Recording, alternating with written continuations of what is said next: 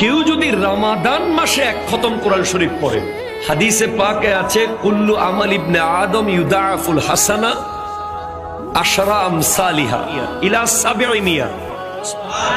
বান্দার আমল এর সওয়াব আল্লাহ তাআলা 10 গুণ থেকে 70 গুণ বাড়িয়ে দেন। কয় গুণ? 70 গুণ। ইল্লা সাওমা, আল্লাহু আকবার, জোরে বলেন। রমাদান ব্যতীত অন্য টাইমে বান্দার প্রতিটা নেক কাজের সওয়াব 10 গুণ থেকে 70 গুণ বাড়তে পারে। যদি 10 গুণ বাড়ে 33,07,090। যদি এক হরফে 10টা করে নেকি হয়, সুবহানাল্লাহ, জোরে বলেন।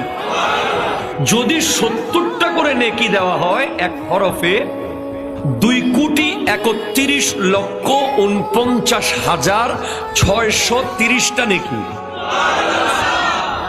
যদি এক অক্ষরের জন্য 70টা করে সওয়াব দেওয়া হয়, তাহলে আপনার সওয়াবের পরিমাণ হবে এক খতম কোরআন শরীফ পড়ার কারণে 2,31,49,630টা নেকি।